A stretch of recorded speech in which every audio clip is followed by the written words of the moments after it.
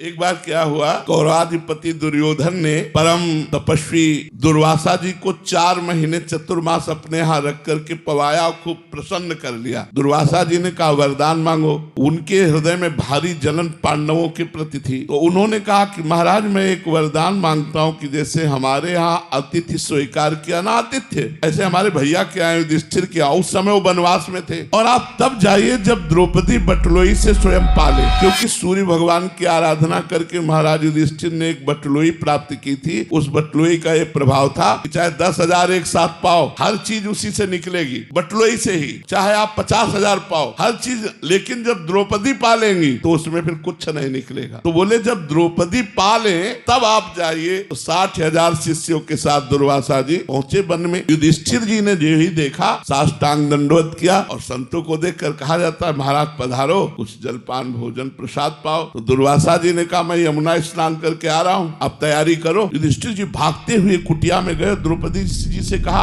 आपने बटलोई में पा लिया? बोले हाँ, वो तो धो के रख दी। मूर्छित हो गए, युधिष्ठिर जी मूर्छित हो गए। अब देखिए इतने महाभागवत हैं, मूर्छित हो गए। द्रौपदी जी ने आकर उनको क्या बात हो गई, मेरे पाने की बात सुनकर आप मूर्छित क्यों हो गए? अरे बोले 60,000 शिष्यों के साथ दुर्वासा ऋषि पधारे हैं, आतिथ्य के लिए निमंत्रण दे दिया है, यदि उनको नहीं पवाते तो साप दे के जाएंगे वो, अब क्या होगा? तो द्रौपदी जी ने कहा तुम्हें सूर्य प्रदत्त बटलोई पर विश्वास है, श्री कृष्ण पर नहीं। ये खास बात पकड़िए। द्रौपदी जी का चीरहरण हो चुका था, उस समय उन्होंने देख लिया था, इसलिए पूर्ण विश्वास श्री कृष्ण पर हो गया था। उन्होंने कहा तुम्हें एक बटलोई पर विश्वास है सूर्य प्रदत्त, लेकिन भगवान श्री कृष्ण पर विश्वास नहीं, आप प्रसन्न रहिए। और कहा हे कृष्ण, देखा सामने से पीताम्बर फहराते हुए आए। कहा द्रौपदी बहुत भूख लगी है। बोले समस्या पे समस्या तो इसी बात की है, 60,000 शिष्यों के साथ दुर्वासा ऋषि आए, हमने बटलोई में पा लिया। तो भगवान ने कहा बटलोई लाओ, और उससे एक शीत चिपका हुआ निकला साग का, और जे ही मुख में डाला पूरा विश्व तृप्त हो गया। जे ही भगवान ने पाया